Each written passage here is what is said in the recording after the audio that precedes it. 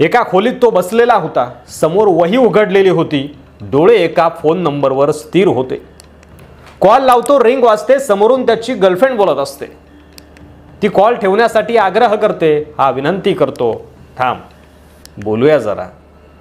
हे शेवटचे शब्द होते त्याचे। ती गेली कायमची।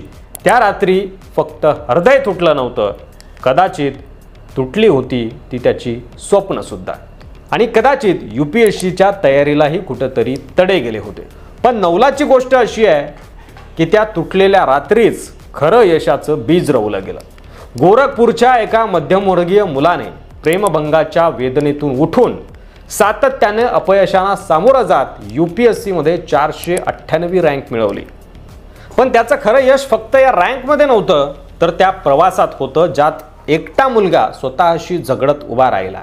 ही त्याची कहाणी आहे, पण कदाचित तुमच्याही मनातली, जीवनातली आणि आजूबाजूला घडत असलेली ही कहाणी आहे। गोरखपूर पूर्व उत्तर प्रदेशातलं एक साधं गाव। गगनचुंबी इमारती नाहीत आणि ना कुठल्या कोचिंग क्लासेसचा गजबजाट। पण इथंच एका सामान्य कुटुंबात जन्मला उत्कर्ष श्रीवास्तव। आई वडिलांनी त्याच्या चेहऱ्यावर खूप मोठ्या स्वप्नांची छाया कधीच पाहिली नव्हती, पण उत्कर्ष स्वतःसाठी एक वेगळं जग पाहत होता आणि त्या जगाचं नाव होतं IAS।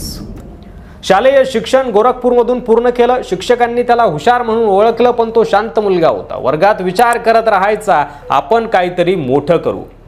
पदवीसाठी त्यानं दीनदयाल उपाध्याय विद्यापीठाची वाट धरली। विषय होता राजकारण शास्त्र आणि इथूनच सुरू झाला त्याचा सिव्हिल सर्व्हिसकडेचा प्रवास। पदवी मिळाल्यावर अनेक जण नोकरीच्या शोधात शहरात जातात, पण उत्कर्षने एक वेगळा निर्णय घेतला। तो म्हणाला, मला UPSC द्यायची आहे। त्या निर्णयामागं कुणी मोठं मार्गदर्शक नव्हतं, ना मोठं कोचिंग, फक्त होती एक जिद्द आणि एक भावना, आपण आपल्या घरासाठी, समाजासाठी काहीतरी करण्याची। पण प्रत्येक यशाच्या मागे एक भावनिक संघर्ष लपलेला असतो। UPSCच्या पहिल्या वर्षीच उत्कर्ष एका मुलीच्या प्रेमात पडला। ती त्याची जीवाभावाची मैत्रीण बनली। दोघांनी एकत्रित जीवनाचे स्वप्न रंगवले, चित्र रंगवले। अभ्यास करत असताना तिचं समर्थन त्याला मिळत होतं, पण UPSC ही परीक्षा जितकी अवघड आहे तितकीच ती मानसिक देखील आहे, जिथं सगळी सांगड घालावी लागते। तो पहिल्यांदा अपयशी झाला, पुन्हा दुसऱ्यांदा अपयशी झाला, पुन्हा तिसऱ्यांदा देखील अपयशी झाला आणि हळूहळू तिच्या आणि त्याच्या नात्यामध्ये दुरावा येऊ लागला। एका दिवशी ती निघून गेली कायमची। उत्कर्षने फोन केला, सांगितलं, थांब बोलूया जरा, पण तिने मागे वळूनही पाहिलं नाही। ती गेली आणि तिच्याबरोबर अनेक आशाही हरवल्या। ते क्षण त्याच्यासाठी फार कठीण होते। अभ्यासाची वही उघडली की पानांमध्ये तिची आठवण दिसायची, डोळे भरून यायचे।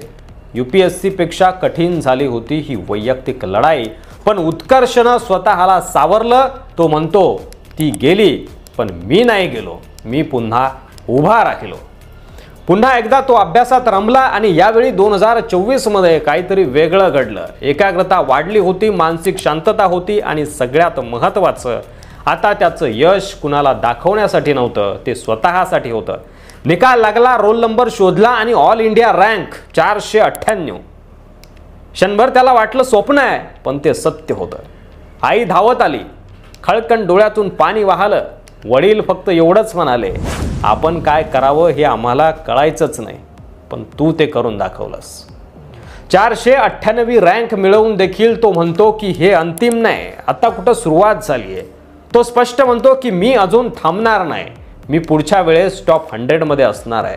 त्याचा प्रवास हजारो विद्यार्थ्यांसाठी आता आदर्श आहे, कारण त्यानं आपलं दुःख लपवलं नाही, त्याने ते ताकद म्हणून समोर ठेवलं। त्यानं समाजाला सांगितलं, प्रेमात अपयश आलं तरी जग थांबत नाही, संघर्ष आला तरी प्रयत्न थांबवू नका। उत्कर्षची ही गोष्ट UPSCच्या यशाची नाही, ती आत्मभानाची गोष्ट आहे। ती सांगते की आपलं यश कुठल्याही वेदनेला उत्तर देऊ शकतं।